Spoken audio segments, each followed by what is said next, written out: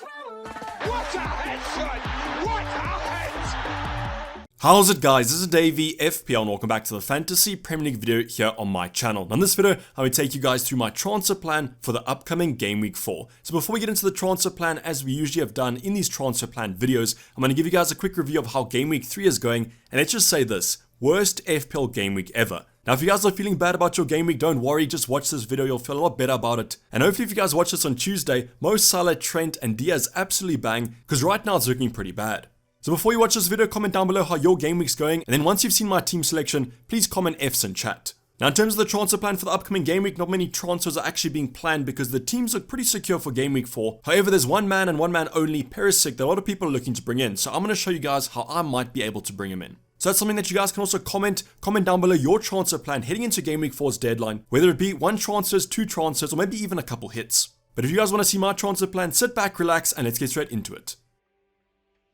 So as I mentioned, worst game week ever. I'm referring obviously to Game Week 3, or at least how Game Week 3 has gone. I'm recording this after the Man City game, and that game was actually pretty disappointing. Now the United vs Liverpool game is still going to be upcoming. I'm going to release this a couple hours before kickoff, and hopefully that's going to bring us some good luck. As you guys can see on the right hand side, this is pretty much why my game week has been so bad. 25 points on the board with a game week rank of 8.7 million. So yes, this game week, we pretty much have the worst game week score out of all the managers that have registered a team for FPL, and that's when you know it's pretty bad. Now in terms of the overall rank, we've kind of doubled it, so it's going to be 3.8 million currently, with an overall points total of 155. Now in terms of the transfers for the upcoming Game Week 4, which we will address later on, 1 free transfer, but 0.0 in the bank. Let me know what your guys' current rank is, how did the game week go, how many points you got, probably better than me. Now the first department we're going to talk about, which is usually going to be the most boring part, but this week, with some of my highest scoring players, it's going to be our bench. So definitely the Leicester defense with Danny Ward in goal was definitely not going to score the most points, only 1 point, so if you guys did go for him, a little bit unlucky there. But honestly, I did not expect them to concede 2 to Southampton, and I was expecting Leicester to actually win that fixture. But just shows you how bad Leicester's defense is at the current moment, and therefore, if you guys do have that double up, a little bit unlucky. But I can't really claim it's unlucky because I was always going to bench Andreas Pereira and Leon Bailey, both of them actually returning an assist. The only difference is Andreas Pereira racked up 3 bonus points. So obviously you don't want to have 8 points and 5 points on your bench, and when you guys do see my starting 11, I really would have hoped that some of these options missed out, so my bench options came off and at least got me some points. Then finally with Archer, he had 0 points. I'm not going to talk about him too much, but in terms of Leon Bailey, was quite surprised that he was actually featured in that Crystal Palace game. Started off the fixture instead of Danny Ings. I think Stevie G went kind of for a 4-3-3 formation, differing from that 2 up front, which definitely suited Bailey on that winger position. But now I've just seen that they've signed Ismaila Sarr, so there's going to be some more contention in those 4 departments. In terms of Andreas Pereira, came back from that knock, started at that cam slot, registered his first attacking return of the season, but unfortunately it was on my bench. But as I said, can't really claim that I'm unlucky here because I was expecting to bench both of them, and that's what I did at the end of the day. Now I have seen some massive benches that you guys actually have had, so comment that down below if you have any kind of nightmare stories, which players did you bench this week, and how many points did they get. But now going on to our starting 11, and luckily we're going to start off quite good. We've got Ramsdale on goal, who racked up a clean sheet in that game against Bournemouth. Now Bournemouth registered basically no attacking threat, and that's why Ramsdale didn't get any save points. Now it is a little bit unlucky. I think this season he hasn't really racked up as many save points as he would have liked, and therefore his bonus points aren't really flowing in. Last season I was getting a ton, but I guess that Arsenal defense has just improved. But at least I did some defensive returns on my defense because it's not going to get any better when you guys see the rest. First up is going to be Trent. Obviously can't really comment about him because he's going to be our only Liverpool defender, and they play United a couple of hours after release, so I'm just hoping that Trent can get some attacking returns. But as you guys would have noted, I'm not going to include Robertson here because I actually sold him in favour of Luis Diaz. But in terms of the defensive department, I don't have much faith in this game. I think United might actually score. I think Liverpool will also score, so I don't think too many defensive returns will come from this game, but hopefully Trent gets some attacking ones. I don't know what you guys are expecting from this fixture, but I think it's going to be quite interesting to see what happens around Old Trafford with the fan protest planned. Talking about Manchester, let's go over to the blue side of Manchester City, and it's definitely going to be greener on the other side because the blue side of Manchester gave me no points here, 0 points from Cancelo and 1 point from Kyle Walker. Now I guess this was against Newcastle, and they have been playing pretty well towards the end of last season and towards the beginning of this season, but I definitely wasn't anticipating a 3-3 draw. Cancelo racking up a yellow card in the first half was a little bit annoying because I think it might have hindered him from going forward, whereas Kyle Walker, you guys know in that new position, he's not getting into many attacking positions. But at least Kyle Walker did start, but don't exactly know how long that's going to continue, and he might actually be a transfer out in our transfer plan. It's going to be quite interesting to see the kind of ultimate guide to Game Week 4 when you do look at those XG conceded stats, if Man City is going to be the best team defensively or if that's going to change. Something that's definitely also going to change is the defensive rating of Chelsea, conceding 3 goals to Leeds, and that's how Reece James and Cucurella came out with only 1 point. Now, unfortunately, Reece James was playing at that right centre-back position yet again, quite annoying. Don't really know if it's his overall fitness or maybe just that Tuchel prefers him at centre-back, but it definitely does limit his attacking threat.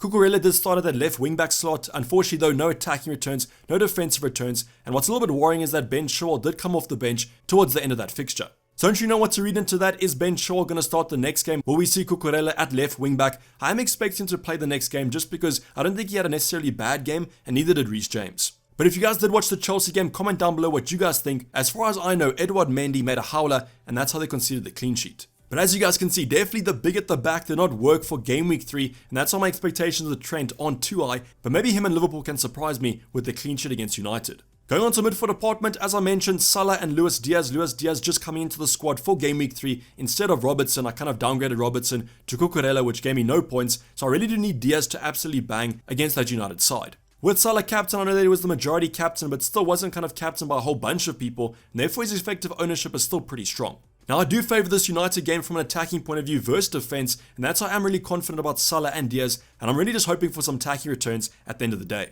And then Mr. Reliable in our midfield is going to be Martinelli. 6 points yet again, kind of getting an assist in that game that Arsenal won over Bournemouth. A little bit disappointed that there weren't more attacking returns, but when you do look at kind of Gabriel Jesus, I'll always take 6 points at that price point. Now, luckily, these Arsenal players actually saved our team, but with the majority of managers actually owning them, the net gain wasn't too much. Going on to our forward department, just coming fresh off that game, Man City's Haaland scoring a goal against Newcastle. I do think he's a little bit unlucky to end on 6 points. I think his big chances created and his overall shots were pretty strong in that fixture. So if you guys did captain the Norwegian, you might consider yourself a little bit unlucky. Now, Man City overall weren't up to their usual standard, but I just think that Newcastle actually played pretty well. You don't often see Man City looking so flustered. And I also saw Haaland getting in behind quite a few times. Unfortunately, the through ball just wasn't there. Talking about just wasn't there, another player that was very unlucky if you guys did captain him was going to be Gabriel Jesus, ended on 4 points. But if you guys look at the game and his stats, you wouldn't understand why he only got 1 assist. Now, I do know there was the offside goal, which was quite marginal, but I do think he looks slightly offside. But if it does come down to a tight offside call, that's always unlucky. But at least our 2 forwards did get us some attacking returns, but I guess it could have been more. Bournemouth losing 3-0 and Man City scoring 3 goals and only 1 attacking return from each of them. But definitely if you guys look at my overall team, the defense was where things did not come out nicely. Man City's defense and Chelsea's defense letting us down this week, but we might still be a little bit patient with them and give them next week. But now let's move on to my transfer plan because I don't really want to look at this team anymore. Come the team selection, hopefully we get some more points. But as I said, comment your score down below and also F's in chat for mine.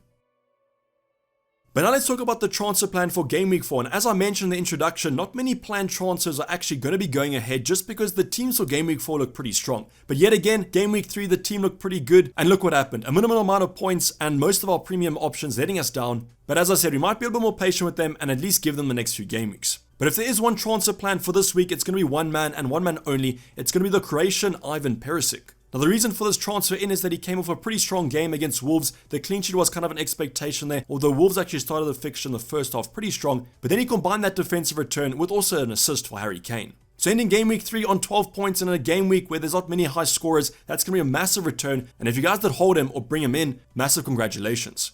Now, another reason for the Spurs defender is going to be the fixtures upcoming. Nottingham Forest away is going to be a great fixture. Their XG is pretty low, so there is a good chance for a clean sheet. But more importantly, their XG conceded is the worst in the Prem. We then have West Ham away, who just showed this week against Brighton. They're not up to the usual standard of last season, and therefore Spurs could still do quite well. We then have another newly promoted side in Fulham at home, where I'm expecting Perisic to do quite well. Now, the only thing that's a little bit worrying about Perisic is when he's going to get benched because they have Ryan Sessegnon in the wing, and I can't exactly expect Perisic to start 3 games in 6 days.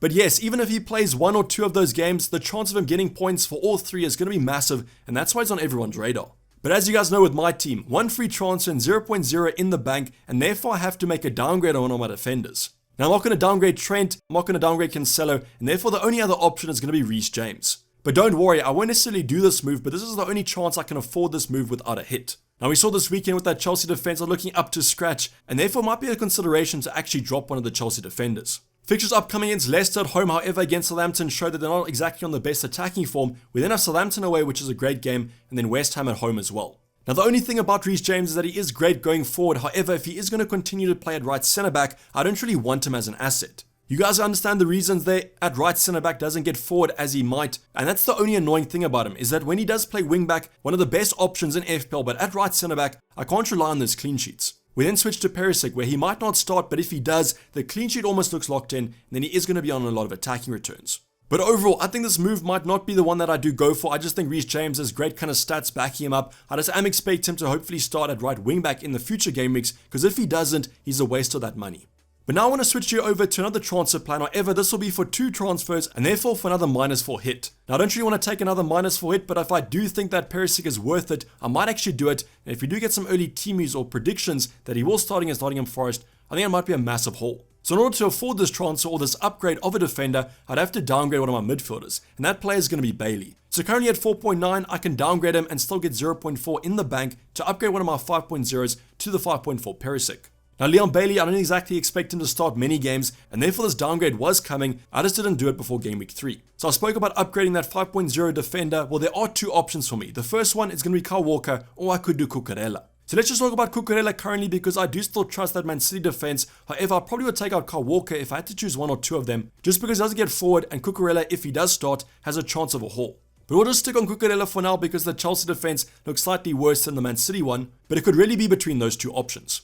So taking these 2 assets out, what are the transfers in going to be for Perisic? Well, obviously one will be Perisic, but the other one is going to be Harrison Reed from Fulham. So Reed comes in at 4.5, but in terms of the 4.5 options, not too many to kind of go for. Reed looks nailed in that Fulham lineup, and as I always say, my 4.5 midfielders, as long as it's not Andreas Pereira, aren't really expected to get too many points. So yes, this downgrade for a -4 hit and upgrade of Perisic will allow me to do this in 2 transfers, but as I mentioned, I'm not really too keen on taking a hit, especially with my options that have bad fixtures.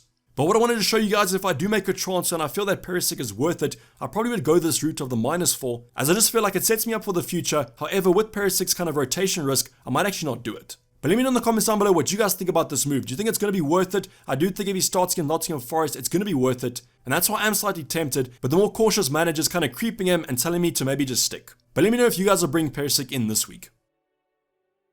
But this is basically wrap up the video, guys. Hopefully you did enjoy it. Please remember to like if you did and subscribe if you're new, subscribe yet. Hopefully I made you guys feel a little bit better about your game week. And hopefully come that Liverpool game a little bit later on, we're absolutely rolling in the points. But I'm signing off. It's been Dayvy FPL and I'm out. Cheers. Bye.